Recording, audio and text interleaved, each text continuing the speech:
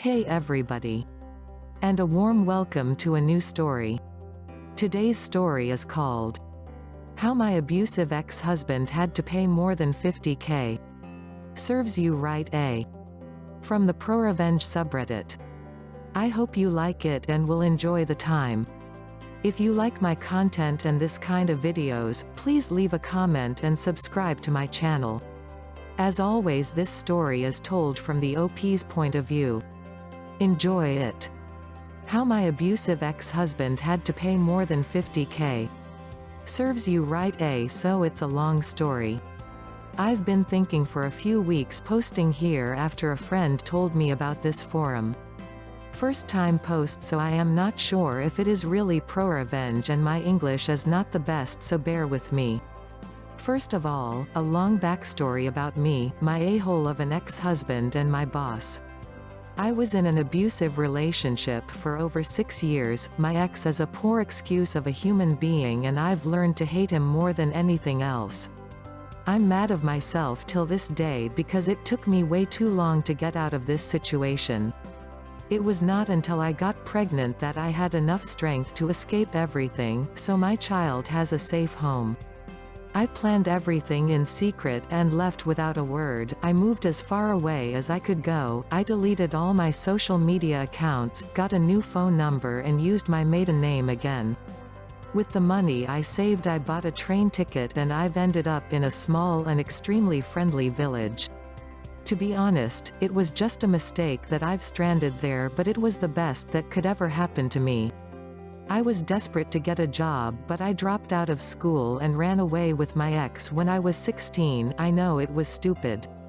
I had no graduation, no driver's license, and I never worked before, but I was too scared to go to the Social Security office because I thought they might be giving out my new name and address to my ex. Later I've learned about women's shelter and data protection, but yeah, I was pretty dumb back then. It just happened that I applied to a small hotel in the village. The owners, my boss and her husband, are just amazing. If they ever need it, I would give my kidney to them. I just love them. My boss is the kindest and understanding person I've ever met. But back to the story, I just applied to be a dishwasher. My boss told me they don't need more kitchen personnel. I don't know what happened to me at this moment, but I just broke down in tears and cried and cried. I thought she would be mad or something because it's not very professional, but she just stood up without a word, went outside, and when she came back a few minutes later she had tea and snacks with her. She sat down and handed me the tea and calmly asked me if I want to talk about it. I don't know why, but I just talked and talked and talked over an hour. I told her everything. She said nothing and just listened the whole time. It felt amazing to just let everything out. When I finished, she said the most awesome words I've ever heard. Well, we don't need more kitchen personnel, but you can come in tomorrow and work 2 weeks with my husband at the front desk. If you prove yourself, you could start there. I never thought it was possible, but she explained to me that hotelier is not a registered job title, so everybody can open and/or work in a hotel. To make the story not longer than it already is, my first day there was now over 8 years ago. I worked my A off to repay her kindness, and it was more than worth it. My boss helped me through all this time. She allowed me to bring my child in when I had problems finding a babysitter and paid me well even though I had no experience.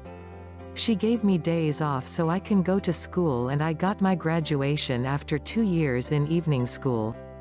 After 5 years of work there, I got the admission to the final exam without vocational training. My boss promoted me to front desk manager 2 years ago and I got a pretty nice $45K salary.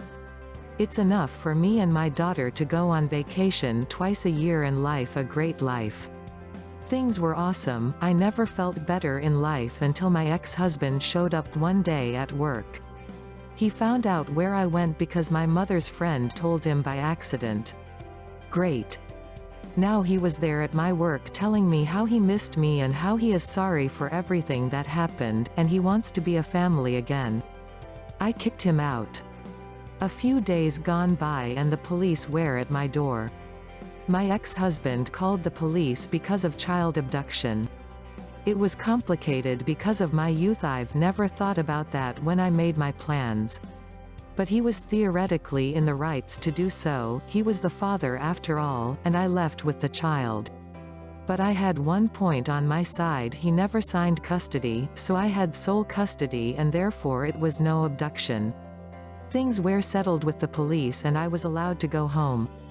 I told my boss everything and I saw in her head formed a plan. She asked me if I had ever taken photos of the abuse and luckily, I did. I documented everything, every single bruise and black eye. I had medical recordings for broken bones. Because he hit me with a chair until it broke and a lot more. Another few days later my boss got a call from my ex-husband asking for my number. She was more than happy to tell him he has to call back later because she is in a meeting. Lie. She told me and we agreed to give him my work cell phone number. It doesn't even take him 10 minutes after he had the number to blow my phone up with messages and calls. First, he was nice, talking about how he missed me all those years, but after a few messages it was clear he was after the money I make. Bitching about how I have such a good life now and left him all alone. Bah.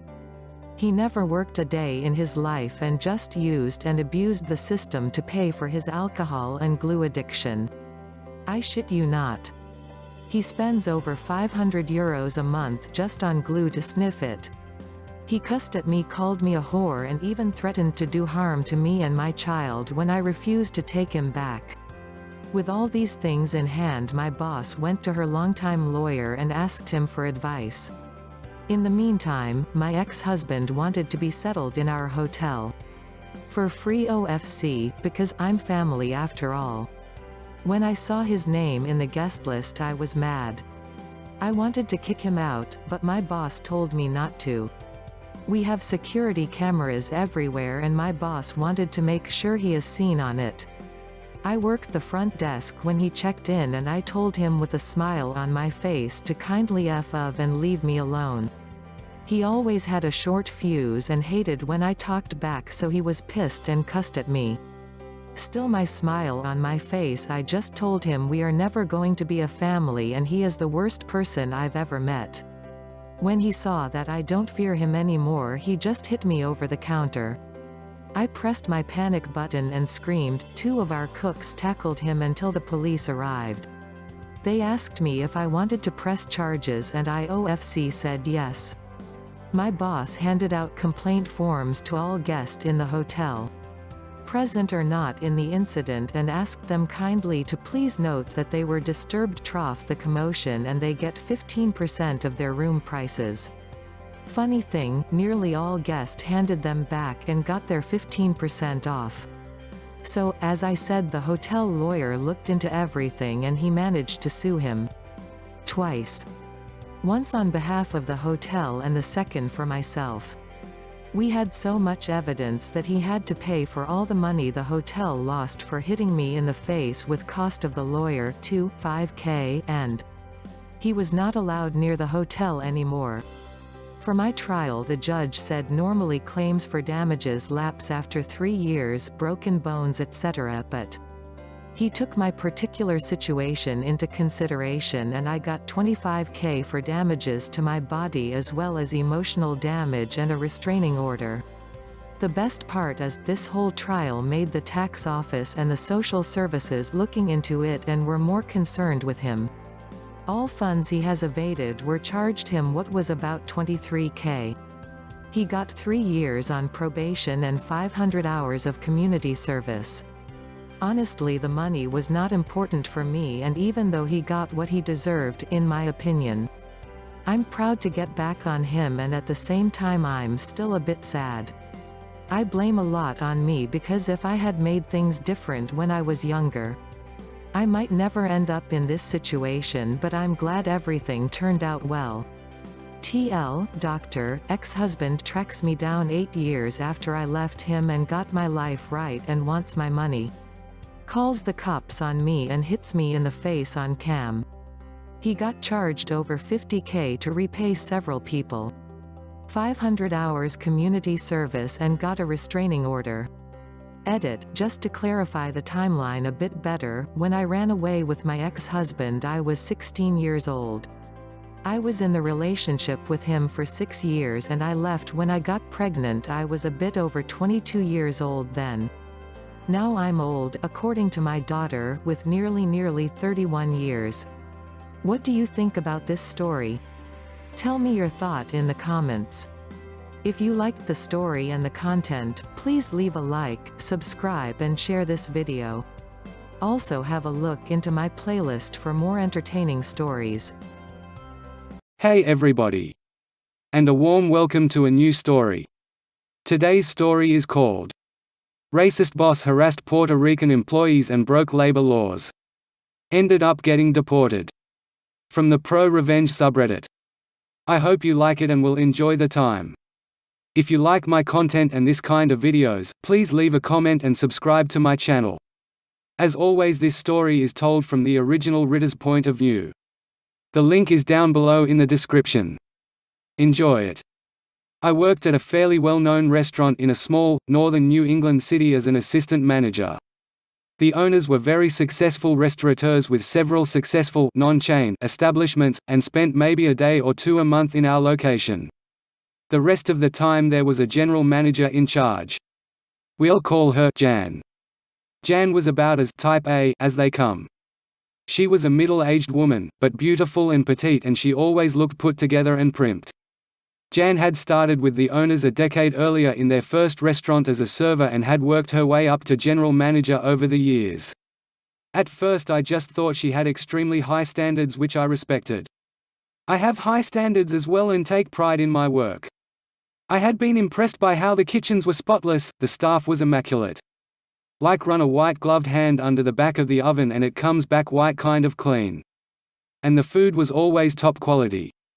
I had frequently been a customer and was thrilled that I got the job there.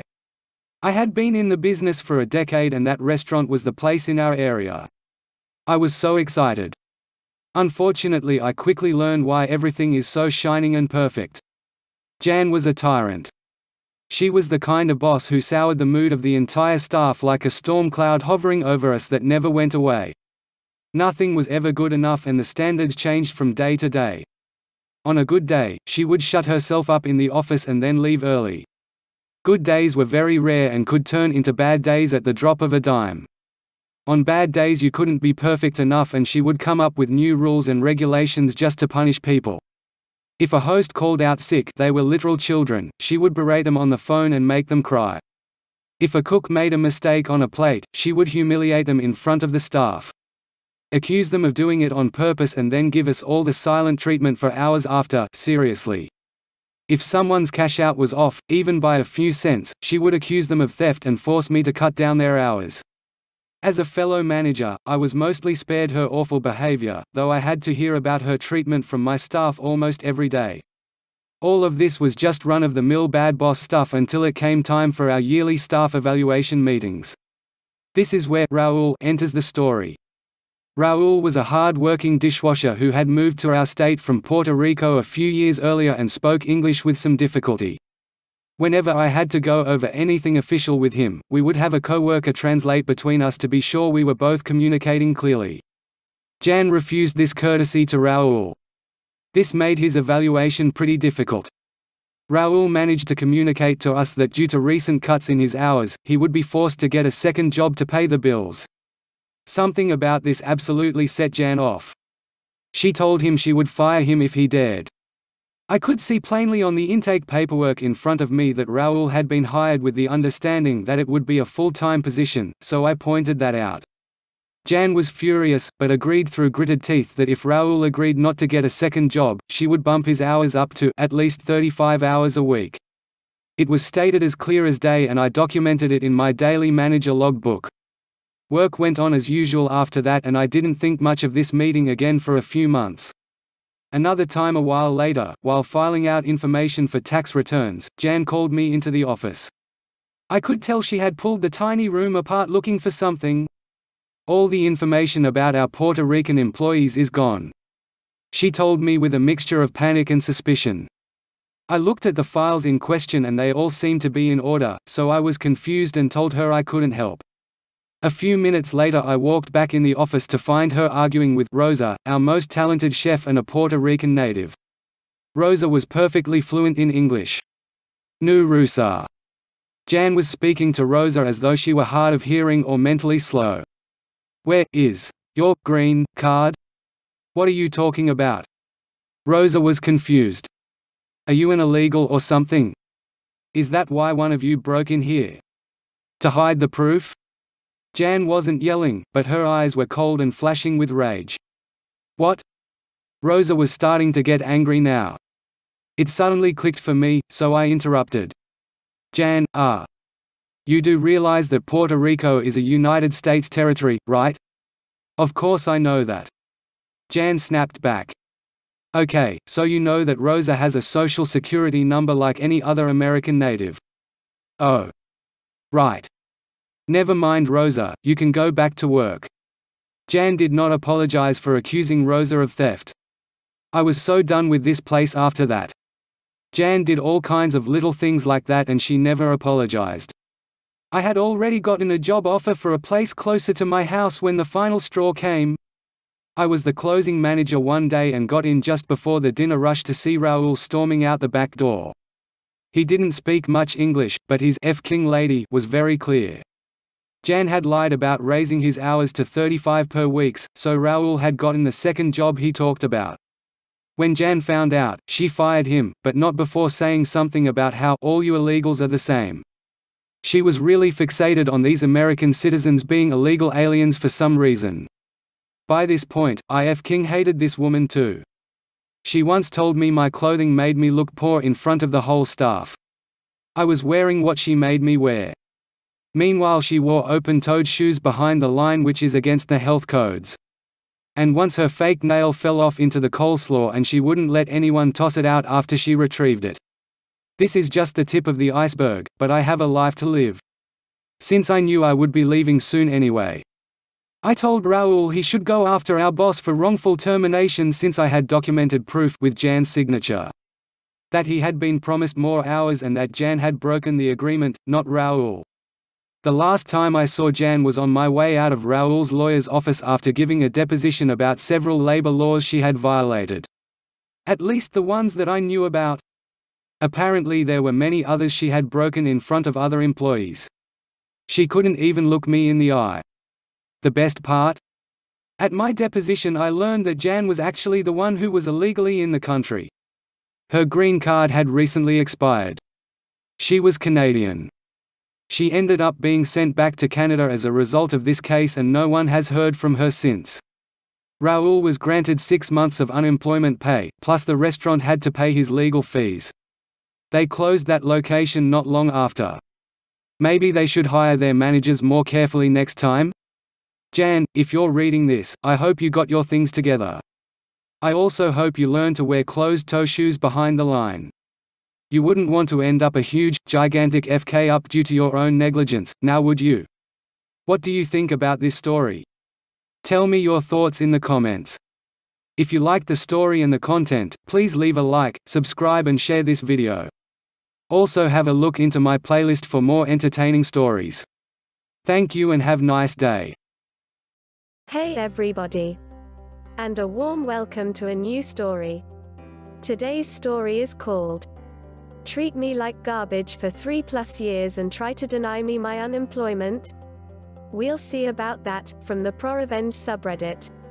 I hope you like it and will enjoy the time. If you like my content and this kind of videos, please leave a comment and subscribe to my channel. As always, this story is told from the OP's point of view. Enjoy it. This is a bit of a long one, so strap in, grab some popcorn, and enjoy. Happened some years ago. So some background, due to some personal reasons, I needed a new start. Years ago, I moved cross-country to a state famous for its mountains, colors, and legal drug use. Since I had some family that wanted me to drive some items they'd stored on the eastern coast of the US to the state. I agreed and decided on moving since I could easily transfer all of my schooling to another college in the area. My folks were abusive and I moved out about a week after getting a job, but this isn't about them. Enter my old boss. They came from the kind of money that paid their way into an Ivy League school and owns several properties around town.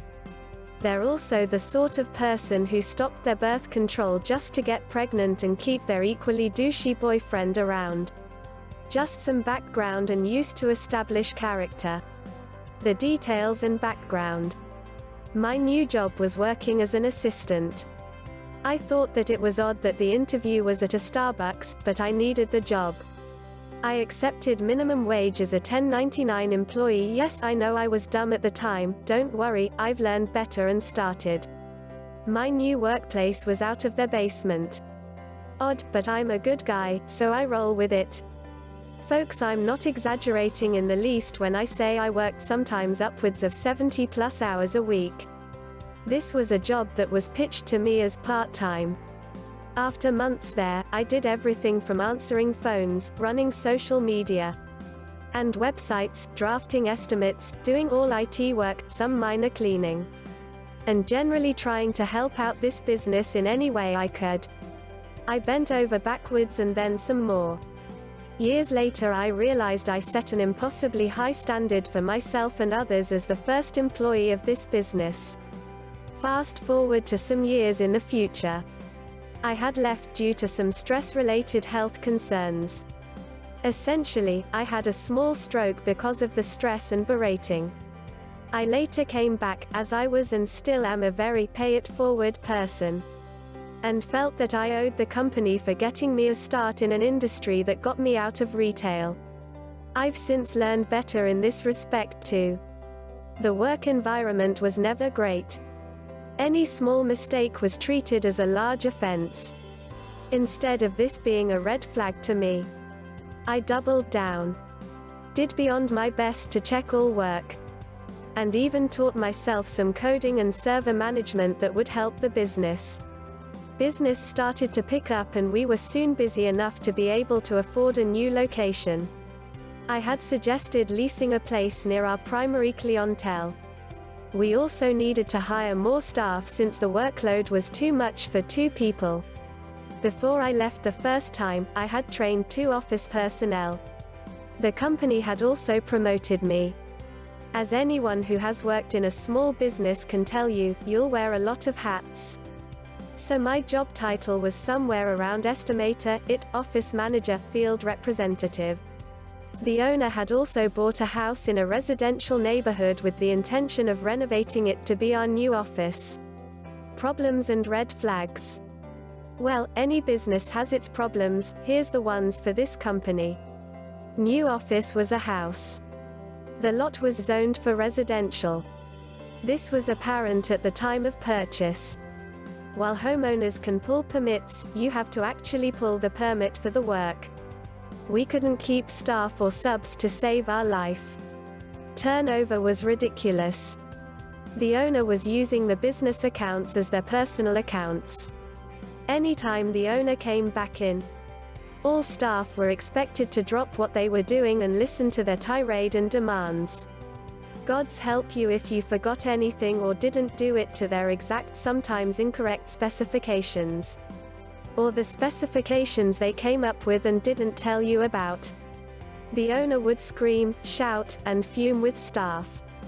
The owner dated subs. The owner often requested that I forge or backdate paperwork.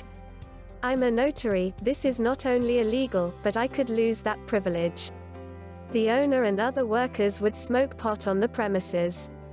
I'm cool with recreational use, but don't partake myself. We would have to constantly juggle credit cards, accounts, and other funds, often begging the owner to be able to pay our suppliers to end the throng of endless, angry phone calls and emails asking for payment. The owner was a serial appointment canceller. Often, I had appointments dropped into my lap past the time I would need to actually travel there and arrive on time. After more than 3 combined years of verbal abuse. threats and demands for payment, dealing with a revolving door of angry staff, and having more than one occasion where subs threatened me and the office staff for not being paid. I was ready to leave.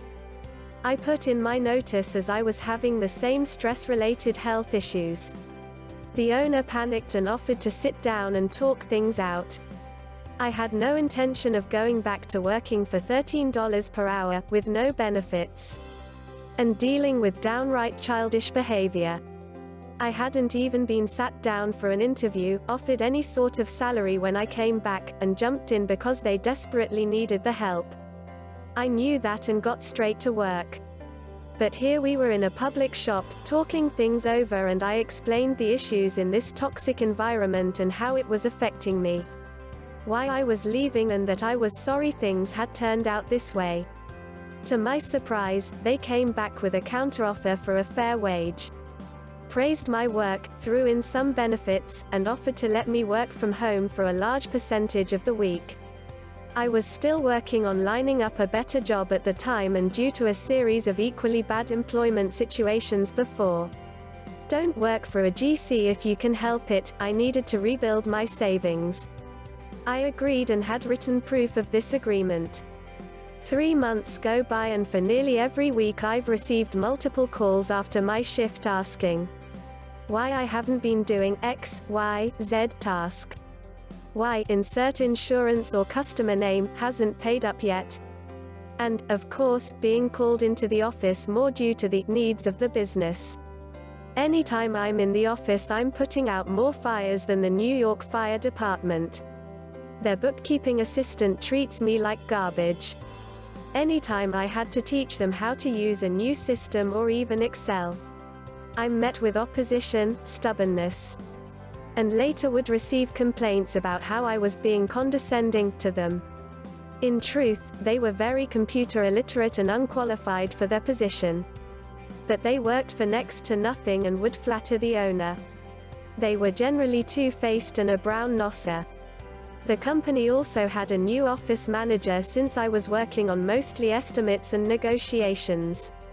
This was one of the two I had trained, and they were a sweetheart. They deserved more than they got there, and were days where I had found them breaking down crying. The owner treated them worse than they had treated me, and so did their bookkeeper. I felt sorry for them, and eventually, they were fired. It's unfortunate, but they are doing better now from what I've heard. Well, when the office manager was fired, bookkeeper and the owner drafted up a ton of fake write-ups, backdating them, forging signatures, and generally trying to make them look like the worst worker to ever exist. I was upset. This was someone who had been in a similar position that I had been in. Saved from the world of retail and trying to gain experience to get a better job. They were a hard worker and set the standard impossibly high. The customers loved them, and they ran the office like a well-oiled machine. I honestly think that they had done a better job than I had in some respects. I brought up how the office manager, as indicated by the write-up form, was entitled to a copy of the form. That backdating and what was done here was not only inappropriate but illegal. Both bookkeeper and the owner brushed off what I said. Big red flag. At this point, I started looking for other work. I was in the office nearly every day, and I had even gotten there early enough to open up on most days, then close. I was miserable and kept having chest pains due to the stress. During this time, I was trying to get approval to go on hormone replacement therapy, HRT, since I am trans. In order to qualify, you have to be of certain health requirements. Having a high BP will disqualify you for very valid health reasons. Due to where I live, I had to drive over an hour away to be seen for these services. Bummer, but I do it anyway. It takes over 6 months to get an appointment, where I'm told that I need to lower my blood pressure, or I can't safely start HRT. I'm devastated, I cried, I got seriously depressed, and it only made things worse. To the point that my toxic work environment had stressed me beyond stressed. I came home one day, walked past my roommate like a zombie. went into the shower in our bathroom fully clothed, turned on the cold water, and just laid there for an hour. My roommate had been urging me to quit. Seeing the employer abuse, how upset I was, and how my depression was starting to spiral out of control again. Instead of quitting, I put together a solid business plan. Job descriptions, improved workflows, and really just a huge document on how to UNF your business. Presented the product of several hours of my own time to the owner, who dismissed it in a loud bar where we could barely hear each other. After 3 more months of waiting and trying to prompt change that would never come, I quit. The revenge. Since I had left without lining up another immediate job, and frankly, need therapy, I applied for unemployment benefits due to health reasons. In my country, you can be awarded benefits if you meet a set of strict criteria, which, after a good day of research, I realized I did meet. I had never applied for unemployment in my life. And having grown up with family that were a mix of benefits fraud poster children and welfare queens, I never wanted to use the system. But I had bills to pay and needed the time off to pick up my mental pieces after everything that had happened and I was going through. My roommate and I were running low on our savings, so I needed the unemployment. Swallowing down my pride, I applied, and after over a month of back and forth and paperwork, I received my unemployment award. We breathed a sigh of relief as I continued to recover and look for work. 3 months go by and we're past the period of an employer being able to dispute a claim. Again, sigh of relief. I was nearly certain that they were going to try and file against me. Well, I was right. Turns out they had lied and gotten an extension filed against my claim, claiming that I was fired for poor performance. I was livid. How dare they insinuate that I did anything less than give 100% at that festering hole of toxicity they called an office. I worked well past my shifts. I had learned and set up the systems and documents they used for nearly everything, and I had treated their company as though it was my own, sacrificing time, sanity, health, and even some of my own equipment to ensure it succeeded. I kept going when so many had walked away from the dumpster fire that was their business. F this. F the owner and F this. I immediately and angrily started my research to build my case. I read the document, and the hearing was scheduled as a phone hearing in front of a deputy representing the department. There's also a deadline to submit supporting documents. The very latest you could submit documentation for both the former employee and employer was within 24 hours before the scheduled hearing. Over the next 3 or so weeks, I gathered up years' worth of notes from medical providers I had seen, statements from former employees, witnesses to both my mental state and the state of the office environment, etc. When the office manager had left, they filed for unemployment, which they were justified in. The owner had laughed, drafted up false write-up forms, filed for an extension. And the office manager's claim was decided that the office manager didn't have enough proof and documentation. They hadn't bothered to turn in any and lost their claim. Which means that the claimant has to pay back any money awarded. The owner and bookkeeper laughed and carried on, bragging about their handiwork. Now, I knew that there was going to be a fresh stack of fake write-up forms with my name all over them. I was the one who had authored the write-up forms. I've never once had a write-up form in any job I've worked. I waited until 10 minutes before the deadline, used an online faxing service, and faxed over copies of all of my supporting documents to both the former employer and the deputy for the hearing, leaving the company no time to turn in any documentation. I kept copies of the faxes to both of them, along with the successful notification that they had been received by both parties.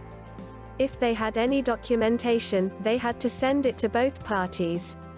Since I hadn't gotten anything from him or the deputy, I knew I was the only one walking in with ammo. Upon further research, I discovered that I could attend the hearing in person. which I was more than happy to. Armed with a bulging folder full of evidence, collared shirt, tie, and a beaming smile on my face, I shook hands with the deputy and they called my former employer.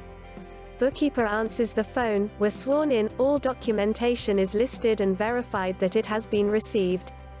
And they give the employer's side of the story. My gods, to say that they bashed me would be an understatement. Speed bumps take less abuse. I didn't work. My work was sloppy. I was rude to customers. I refused to go into the office, and so on. At this point, I'm honestly doing my best to keep quiet and not laugh. They even tried to say that because I was trans, I left because of that. Makes no sense, but okay. I give my statement, which I had written out and practiced several times before this hearing. All the while bookkeeper continually interrupts me and the deputy has to tell them to let me speak, as I did the same for them. I finish and we start going through the evidence. Of course bookkeeper is waffling, saying they have evidence. Emails and write-ups, both easy to fake since they controlled my employee email account. And starting to reference evidence that neither I or the deputy have received. The deputy has to interrupt them and state that anything they have is inadmissible since they didn't turn it in before the generous deadline. They are livid and I can tell in the background that the owner is feeding them things to say. Bookkeeper is not the sharpest spoon in the knife drawer. Which was an old habit of theirs for anyone who answered the phone in the office. I spend my sweet time going through the mountain of evidence I have. I'm interrupted several times and politely ask in my most honeyed of tones. Bookkeeper, I let you speak freely, can you please do the same for me? They are livid. Both the deputy and I could hear the seething rage over the phone and the poor deputy just rolls their eyes over the course of the hour. Having to remind bookkeeper that they are under oath. As they made several contradicting statements. After hearing the evidence from both sides and several claims by bookkeeper of, this is the owner's bread and butter, you're taking food from their kids' mouths. To which, I calmly reply, oh. Excuse me bookkeeper, I'll keep that in mind during this hearing, and when I go to pay rent. The deputy got a chuckle out of that but had to ask me to keep it civil. To add to this buttery, decadent role of sweet revenge. One of my witnesses was called who was a former employee. Not only did they back up my story, but they got to enjoy jabbing them back too. Needless to say, a few weeks later I got the results of the hearing and the deputy had ruled in my favor. There was a period of time where both parties were welcome to repeal the decision and we would appear in another hearing. At that time, recordings of the exchange would be made available to both parties. They never repealed. You would think this would be the end of my revenge. Admittedly, it's not bad, but not pro-revenge material yet. It gets better. Before I had left, one of the many bills that had been perpetually left unpaid were the insurances for the company, which included their unemployment insurance. I smiled each time I deposited my check, knowing full well that there was a very real possibility that over $7,000 of my unemployment came directly from them. But I wasn't done. My professionalism had been insulted and dragged through the mud. You see, I knew nearly everything that was going on in that company. I had made their systems, documents, edited contracts, and was ingrained in nearly every aspect of their operation. I knew they were facing an audit by their former insurance provider. I called their former insurer and spoke with the auditor. I detailed all of the OSHA, federal, and state violations. I also informed them of the paperwork forging that I had seen while I was there and of several unsafe practices. They thanked me for my time and I happily ended the call. Next stop, the IRS. I made a report and gave detailed information in regards to their records and even provided why they were not able to file on time. Again thanked for my time and honesty. Afterward, I decided to touch up with a few of my friends with the regional building department. They were more than happy to listen. In the 3 years I had worked there, I had the opportunity to meet and get to know several local businesses and their assistants around town. I spent the next 2 weeks calling and emailing several key businesses in the area that were their suppliers, vendors, subs, and labor suppliers. I never said an untrue word, asked if they had time to talk, and summarily, was thanked for my time. Funny thing about their assistants too, they control scheduling and answer the phones. I'm on good terms with several of them and they backed my story. Wouldn't you know it, their business address was mysteriously devoid of their trailer, equipment, and signs not long after. They still have an online presence and probably will as long as their family continues to bail them out. I'm writing this after years because after working for several bad employers, I now have a good job with an amazing company that supports me. It's the result of my years of experience, credentials, and having to eat SHT for all those years. What do you think about this story? Tell me your thought in the comments. If you like the story and the content, please leave a like, subscribe and share this video. Also have a look into my playlist for more entertaining stories. Hey everybody! And a warm welcome to a new story. Today's story is called Be Careful What You Wish For, from the PROREVENGE subreddit. I hope you like it and will enjoy the time. If you like my content and this kind of videos, please leave a comment and subscribe to my channel. As always, this story is told from the original writer's point of view. The link is down below in the description. Enjoy it. This is a mix of revenge and malicious compliance. Hopefully this is the right place. Background, kinda long, but also important. So I am a happily divorced dad of 2 beautiful kids. A 5-year-old girl and almost 4-year-old son. My ex and I met in my home state of Ill. She was a Navy brat, so her family is from Texas. We fell in love very quickly, got married after a year, and was expecting my daughter after 3 months. We found out she was pregnant with my son almost 4 to 6 months after my daughter was born. A month after he was born, I found out she was cheating on me with at least 5 guys. Later found out it was around 8. Obviously, I filed for divorce.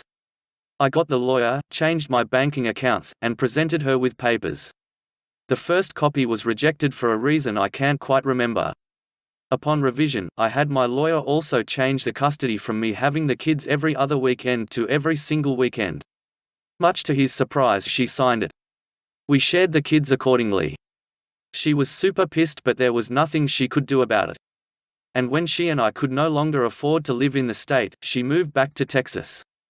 Fast forward 2 years without seeing the kids, couldn't afford to see them except on one Christmas. I got out of the Navy, moved back home, and I got the kids for 3 months. I was appalled by their development delays. Both kids were rated in the bottom 5% of kids their age. My daughter didn't have a clue about potty training at 3, barely speaking, and had no awareness of adult authority. My son was not even close to walking, nonverbal, wouldn't eat most meats, and was afraid of grass. When I returned them, my daughter would listen to adults, was potty trained, and speaking in almost complete sentences. My son was walking, saying some words and hand signals, and eating a variety of different foods. I worked my A off to get him there. Also spent a lot on 2 times a week therapy for both of the kiddos, money well spent. Anyways, I stayed in Ill for about 1.5 to 2 years gathering up enough money to move to Texas. I had a little amount saved, but I started dating a girl who I came to find out was also wanting to move to Texas. So we pulled our money together and moved down. Almost done with background, guys. We got down to Texas and lived out of hotels for around a month, found jobs, found a place and moved in. I work in a sales position in a large bulk-type store, and my GF works at a sandwich place. At this time my ex and I are not going by the divorce decree custody days, because of convenience. Well, a person ended up quitting the job and I had to take their hours, so my girlfriend got permission to bring my kids to her work. The GM loves them. Well, they were being toddlers, and she texted a mutual friend of my ex and me asking if she could watch the kids for a few hours. That got sent to my ex. My ex and new hubby got pissed, and they came to my work and chewed me out, saying that I need to take the kids' well-being more seriously. Roger that, FKERS. Now I realize I messed up that day. I was not mad at what they said. I was pissed at the fact they did that in front of my trainee, a customer, and co-workers. Malicious compliance, revenge.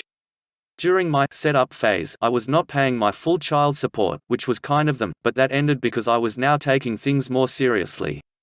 The next morning I talked to my boss, told him what happened and informed him that I could not work at the times specified on my divorce decree because now that I am taking things seriously, I will now have the kids every weekend. I then transferred my ex the remainder of child support, informed her that she was right and I needed to take things more seriously. So I will be by after work to pick the kids up after work for my court-appointed custody. She was confused but agreed. Then I called her on Friday evening to see if she has everything prepared for the weekend stay, medications for my son. She flipped out saying they have plans all day Saturday, and church Sunday morning. She screamed, "WTF, are you making these demands all of a sudden?" Well, I'm just taking the kids and our agreements more seriously. I ended up letting them have the kids Saturday and picked them up Sunday morning. I then informed my ex and hubby that we would need at least a week's notice for any change in plans on weekends in case we had things planned.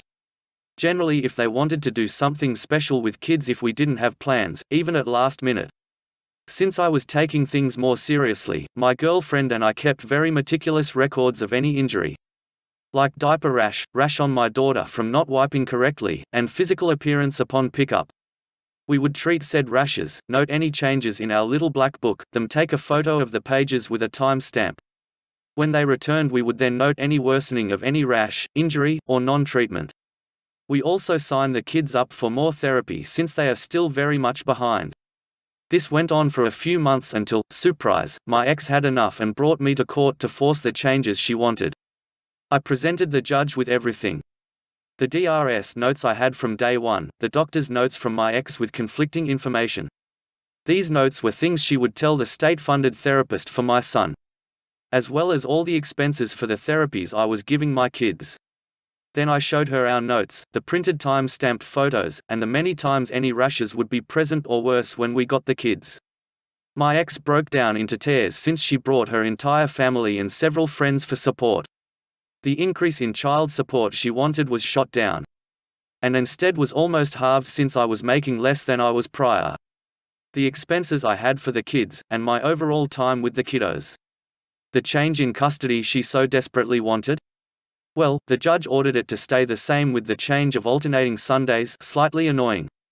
Walking out she asked me through tears, "How could you do this to me?" To which I replied, I was taking things with the kids seriously. Edit, I have never restricted my ex from the kids. If she wants to have them for whatever reason, and I have no plans, I let her have them on my time. Edit 2, yes they are my kids. I don't a paternity test. Even if they weren't I would have claimed them as my own. The love I had for them even before birth is above everything else in this world. Edit 3, for all you FKERS who are saying I neglected my kids bu not seeing them for 2 years, I was in the Navy. I tried to see them but my leave kept getting denied because of my medical BS. I FaceTimes with them every day. I requested to say goodnight to them whenever I was able to. If you have never been in the military it is hard to understand how hard it is to get leave. Edit 4, I didn't relocate immediately to where the kids were because of the $24,000 marital debt I was paying off. I was paying roughly $700 to that per month. I will take responsibility for $10,000 of the spending. Once I had enough to survive 2 months with work I moved down. That way I knew I could take care of my kids in Texas. The time I was ill I was living with my parents. What do you think about this story? Tell me your thoughts in the comments. If you liked the story and the content, please leave a like, subscribe and share this video. Also have a look into my playlist for more entertaining stories. Thank you and have a nice day. Hey everybody! And a warm welcome to a new story. Today's story is called My Ex-Wife Learned the Hard Way to Not Ignore a Court Summons. From the PROREVENGE subreddit. I hope you like it and will enjoy the time. If you like my content and this kind of videos, please leave a comment and subscribe to my channel. As always, this story is told from the OP's point of view. Enjoy it. A bit of background. I was married to a woman for 15 years and ended up divorcing her because she liked to sleep with other guys. While it took me 6 years to stumble on to this fact, she worked from home, I commuted 2 hours each way into the city, I owe it to her being either a sociopath or a narcissist, or both, why not? She could absolutely turn on and off the charm and could come up with lies staring you right in the eyes. Hindsight is 2020. Let's call her V, short for Voldemort, as one time when I was talking about her after the separation, I referred to her as she who must not be named, and the nickname stuck with all my friends and family. During the marriage, my ex and I were best friends with another couple, and for this post we'll call them Sam and Marie.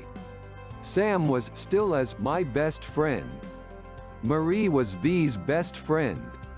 Marie had found about V's plans to cheat on me prior to me finding out and told V that she couldn't condone infidelity and their friendship would end if V did cheat on me. No, Marie did not tell me, and I don't blame her for not doing so. When I finally found out V was having a Facebook affair, if you're going to have an online affair, don't do it while married to a computer expert with some dude in CA. We lived in MA, it was just 2 weeks before V was flying him out and putting him up in a hotel for 3 days. I spent those 2 weeks getting a lawyer, a pie and my exit strategy together. I left her the weekend after their hotel stay. She would spend the days with him and come home for the afternoon, evening without a shred of guilt showing in her actions. The pie having gotten pics and video of them leaving the hotel and eating lunch together and heading back to the hotel. I first stayed at Sam and Marie's in their in-law basement apartment, eventually moving to a small apartment back in the town where V lived. Fast forward 9 months and I'm divorced from V. Why it was so short to divorce is another tale worthy of this subreddit. We had one daughter, let's call her Rebecca, she was 13 at the time, between us still at home and we're trying shared custody and live about 1/4 mile apart. There are other kids from the marriage, but they were living apart from us at that time and don't play a part in this part of the whole story. We had acquired a lake house during the marriage and had it listed to sell. And we had it written into the divorce agreement to split the proceeds. But paying half the mortgage on that and the rent on my apartment was really stretching me thin financially. One day Marie emails me, subject line in all caps, V just tried to get me fired. Long story short, V emailed Marie's boss claiming that Marie was gossiping about V on sales calls to customers, but her boss knew it was BS and told V as much. Wisely, Marie didn't mess around waiting to see what was next. She went to the local courthouse that day and filed for an anti-harassment order against V. It took several visits to the judge, as V chose to ignore multiple summons to court so that the judge could hear her side of the story. Eventually the judge granted the order because V never showed up to court. During this time, V called 911 on me multiple times, one time claiming I put a letter bomb in her mailbox, and 2 other times I had entered her apartment without her permission. The letter bomb accusation was due to me posting a link to shipyourenemiesglitter.com on Facebook months before, and subsequently mailing her a thick bundle of forms to sign. Police were called and I had to go to V's apartment and open the letter in front of the police. Needless to say, there was no glitter, let alone a bomb. Oddly enough, this accusation came just days after there had been an actual bomb threat called into the town hall. Funny that the 2 times I had gone into her apartment had both been to drop off Rebecca's book bag when she had forgotten it at my apartment. Both times I had texts from V granting me permission to open the door and put the book bag just inside. She would then text me after I had done so, trying to revoke permission. To this day, I think V thinks that if she deletes a message on her end, the message is deleted on my end. Even though kids will be kids, and Rebecca did forget her book bag at my place on at least one other subsequent occasion, I did not fall for V's ruse a third time. All forgotten book bags were delivered by Rebecca and I meeting halfway between the apartments. Also included with the multiple 911 calls were multiple minor child wellness checks on evenings when I had Rebecca at my apartment. It's so much fun having to explain to your child why the police are showing up at 8 o'clock at night to check to see if she is okay. Basically, V was trying to get me frustrated and react badly. Throughout this whole mess, Sam and Marie have been lifesavers to me and Rebecca. Hosting and cooking weekly family dinners for us, they are Rebecca's godparents, and just being absolute rock steady in their support and tolerance of the situation. Around this time, V filed for sole custody. At the strong urging of my lawyer, I insisted on a guardian ad litem (GAL) being appointed to represent Rebecca's best interests. Her being a minor child. Of course, the parents must pay the fees of the GAL. At this point, my finances are really getting worrisome, so I write an email to V saying we need to drop the price of the lake house and get that sold regardless of profit. I needed that albatross off from around my neck so I could continue to afford to live where I could co-parent Rebecca as well as fight the custody battle. So there I am, going deeper into debt, can't pay rent and mortgage long term, and V is starting another court battle for full custody. With no other choice, I move back in with Sam and Marie so I can continue to pay my lawyer and keep fighting. About a week after I'm settled back in with Sam and Marie, I hear from Rebecca that V's glass patio table was smashed the previous night. I was in NH that evening with witnesses, so it couldn't have been me.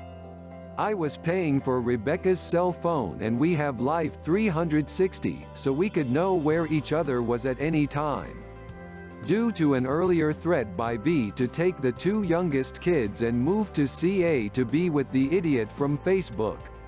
Plus it had history, so I could at least prove my phone was in NH. Rebecca says she knows I was in NH and tells me she'll tell her mother it wasn't me. The next day I was served with a restraining order (RO), claiming that I had vandalized V's patio furniture and that she still felt afraid due to the letter bomb incident. The cops knew it was bullshit, but the judge had no knowledge of the incident when V filed the RO and had to take her at her word. The RO was for 10 days and then I could show up in court and contest it being continued.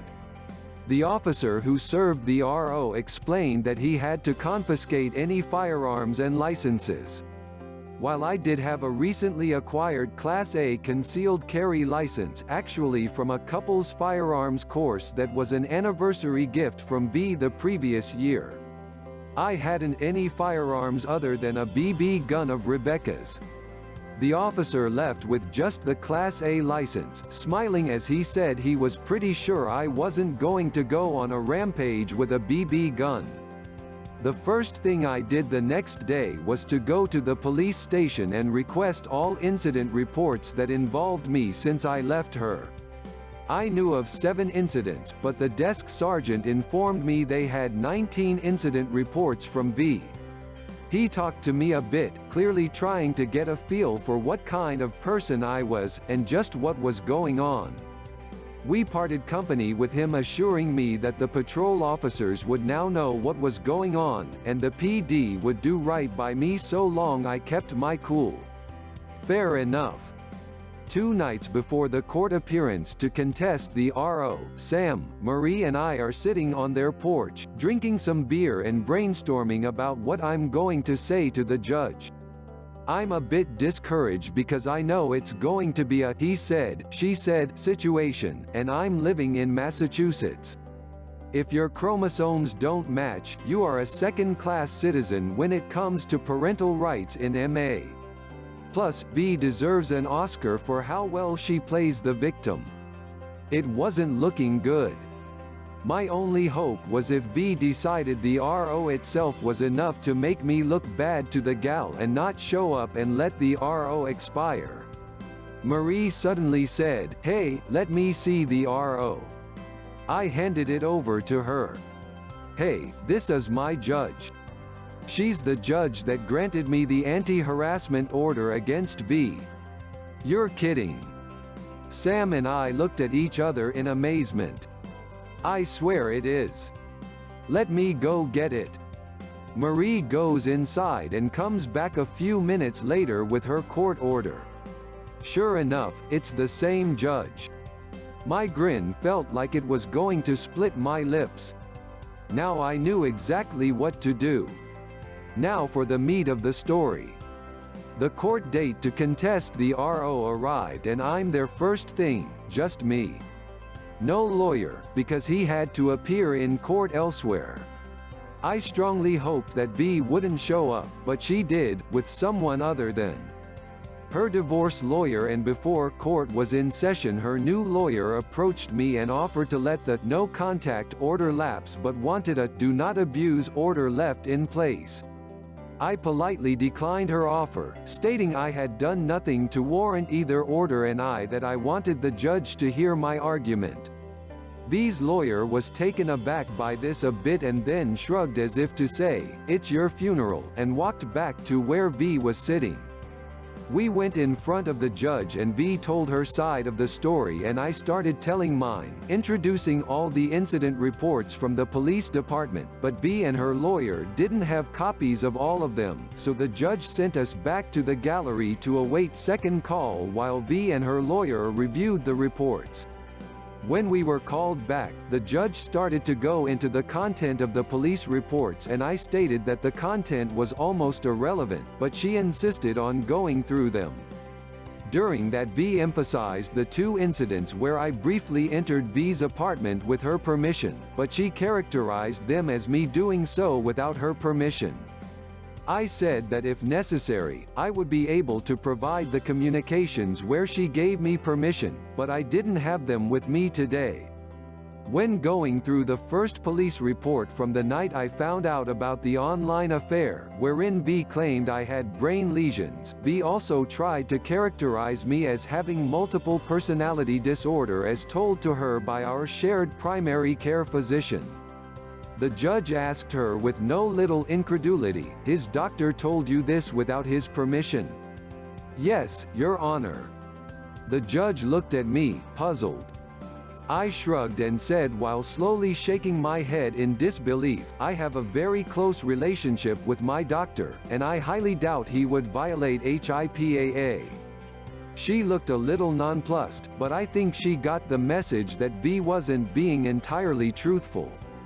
As that was the last police report to go, I reminded her that my point wasn't the content, but that I thought V was using the courts to harass and intimidate me and to make me look bad to the gal, and I brought up that this isn't out of character for V as she has an anti-harassment order in place against her, put there by Your Honor, Your Honor. Asterisk. The judge blinked at that bit of info. I gave her the details and reminded her that V declined to show up at the multiple hearings. As I recounted the particulars of Marie's story, the judge squinted her eyes more and more and her frown got deeper and deeper. She turned to V and her voice was slow cold fury. "Do you have an anti-harassment order in place against you?" V's voice was so small and weak. "Yes, Your Honor." I so wanted to look at V's face to see her reaction, but I kept my eyes locked on the judge. The judge pointed at V. "Why didn't you show up to the hearings?" A pause as V struggled to find some excuse. "Because I didn't want to associate with that," but the judge waved her to silence. I think that was the turning point, as I think she was going to grant their request for the "do not abuse," but she turned to me and said sternly, "I think there is a bit of this going on both sides, but clearly she wants you to stay out of her apartment." "Never again, Your Honor." Restraining order terminated, and with a bang of her gavel, we were done. because the RO was terminated. Legally that meant it never happened. I got my class a concealed carry license back the next day and ultimately won the custody battle, a large part of which was the termination of the RO, but also due to V's subsequent increasingly poor emotional and verbal treatment of Rebecca. What do you think about this story? Tell me your thought in the comments. If you liked the story and the content, please leave a like, subscribe and share this video. Also have a look into my playlist for more entertaining stories. Hey everybody! And a warm welcome to a new story. Today's story is called Don't Pay on Time? Alright, let's play the game. From the PROREVENGE subreddit. I hope you like it and will enjoy the time. If you like my content and this kind of videos, please leave a comment and subscribe to my channel. As always, this story is told from the original writer's point of view. The link is down below in the description. Enjoy it. I know this is long, I feel like it's worth it though. I am not an English teacher, sorry for my poor grammar, I am just a boyfriend. My so worked at a private school in South Korea, also known as a hagwon. Hagwon teach all kinds of subjects and this particular one taught English. They would hire native English teachers from around the world to come to Korea and teach English. Although I have never taught English in Korea, I've been in Korea long enough to be very familiar with the laws, practices, and heard numerous horror stories. I am also good friends with a Korean who is a lawyer that specializes in business disputes. So I met my girlfriend. She was on her second contract in Korea at a new school as the first school she worked at the owner retired and shut it all down. That was actually a pretty positive experience. He always paid on time. When he informed everyone he was shutting down the school, he'd of course pay out everything agreed upon in the contracts, but also any unused vacation time, sick time, plus he would double that year's bonus as thank you. My girlfriend told him in her contract she had a free flight home at end of contract but didn't plan on using it. So the owner of her first school told her that's fine, he'll just pay her an extra $1,000 as that is what the flight would cost anyway. So my girlfriend found a second school to work at after her first school shut down due to retirement of the owner. However, her second school had some warning signs that I was concerned about. 3 foreign teachers, all are on their first year contracts. Typically if a school is a good, you'll get a few teachers who are willing to sign on to second, third, etc. year contracts. Not the case, which I felt was odd, especially for a school that had been around for years. The school had a pretty low student population count, just under 100. I've always heard you want about 50 students per teacher for cash flow, etc. reasons unless you're a high-end school. Also apparently payday was supposed to be between the 10th and 15th, they said, in case of holiday or weekend. Oh well, not my business. This was still very early in our relationship. 2 months into our relationship, my girlfriend is annoyed. I find out that her school has only paid half her salary and will be paying the other half in 1 week. This was a massive red sign to me. I gave my girlfriend advice what to do at this point. She ignored me and said, "They are just having a little cash flow issue, some students haven't paid on time." Okay, whatever. 2 months later we get invited to a dinner hosted by the owner's husband and wife. I got off work early and headed on over. Red sign number 2. Both husband and wife drove very nice cars. The wife had a Tesla and the husband had a very nice BMW 5 Series. Off we go to dinner. I got to dinner. My goal was to learn as much about my girlfriend's school owners as possible, so I jump into a pleasant conversation. More red signs to follow. They have 3 kids, 2 young ones and 1 older one. The 2 young one attends numerous hagwons for various things. This is expensive. And their oldest is attending college in America, also expensive. They live in the rich part of the town, in a very large apartment, which I was able to find out is financed, aka high payments. They are about to start a new marketing campaign to get more students, as numerous students have dropped out lately. They know they don't have the student population to maintain what they need to maintain. Red signs are going off in my head like this place is heading straight for the cliff and everyone needs to jump into the ship now. Not enough students, owners have a ton of bills, they won't be staying in business long. Again, not really my place to say anything at this point, but I took a mental note. Next month my girlfriend's payment is late again.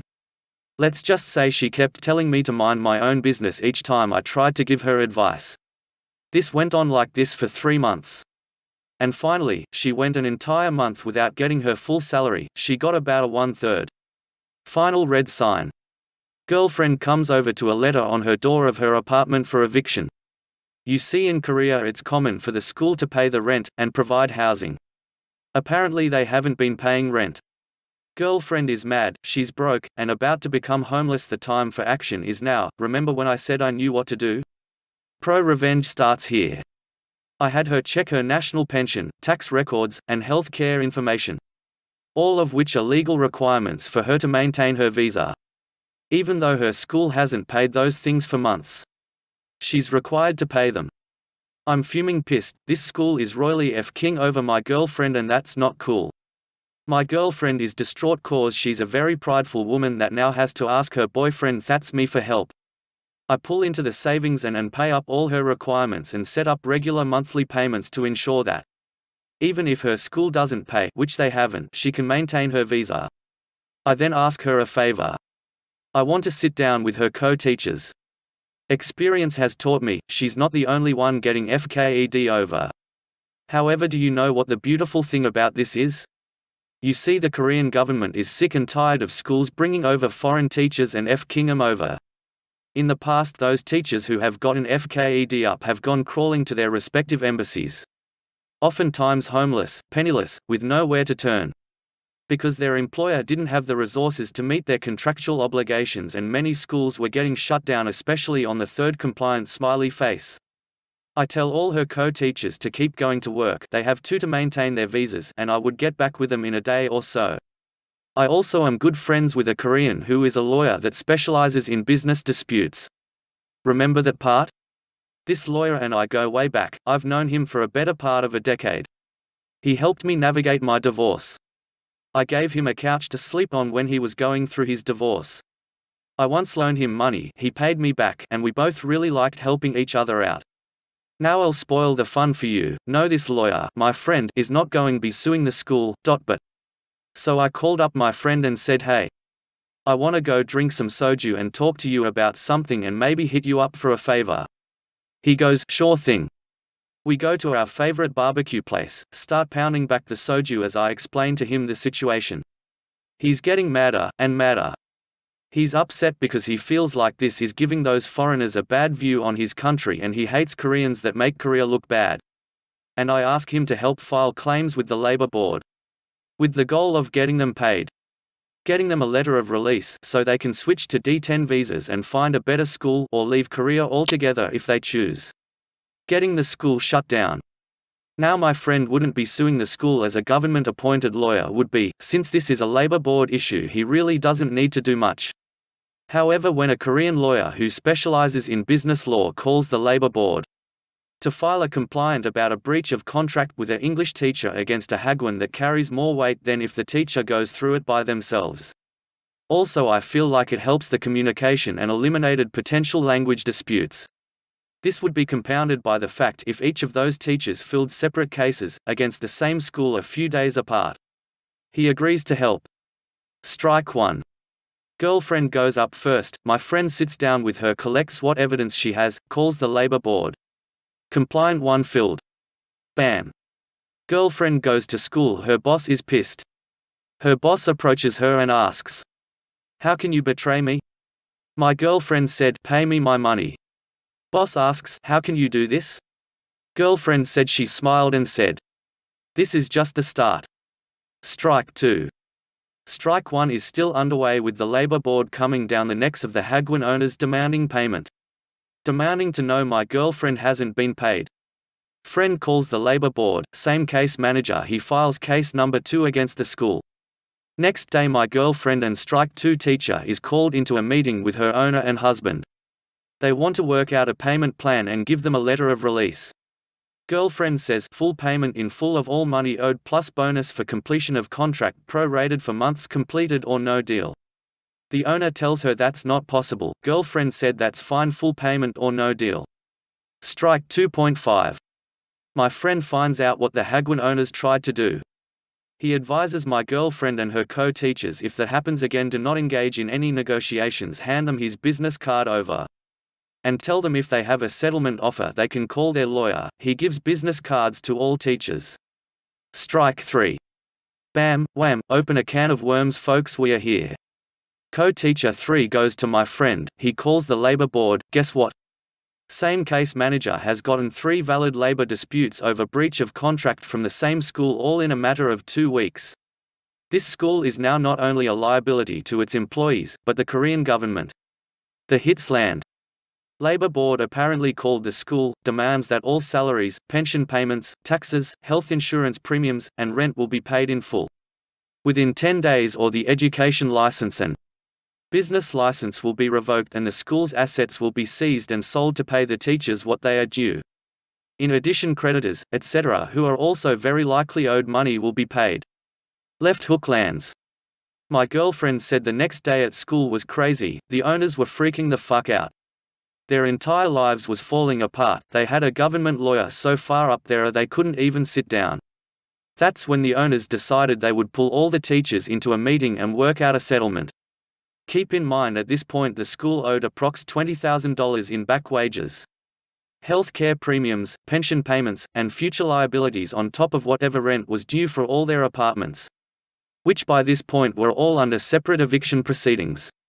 The owners offered each one of them $1,500 in cash that day if they would be willing to drop the labor dispute.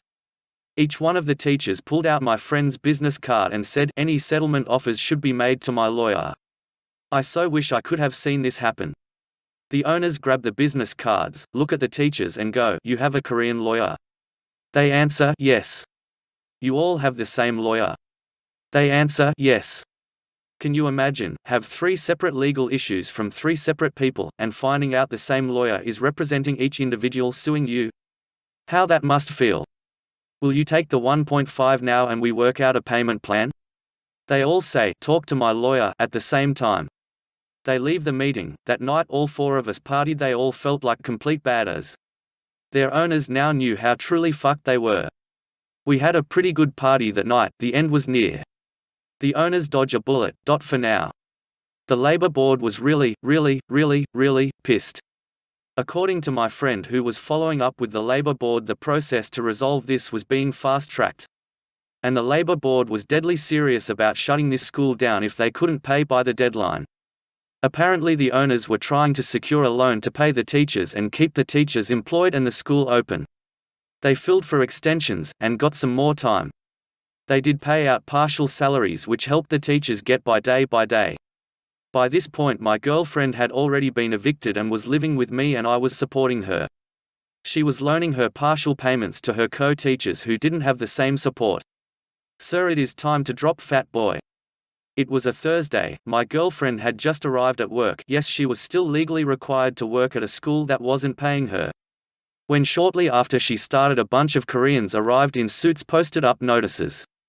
15 minutes go by and one of the Korean men in a suit steps inside of the classroom. Introduces himself and says all the students are going be getting bused home for today. All the kids are loaded onto the buses and each one given a notice to give to their parents. My girlfriend is instructed to wait until all the students are gone. Process takes about an hour, and then my girlfriend is told she is to go home and the labor board will contact her for the next step. They step outside, there is a moving van, with a few Korean men waiting around. My girlfriend calls my friend the lawyer who calls the labor board. The school has been foreclosed on, their assets are going be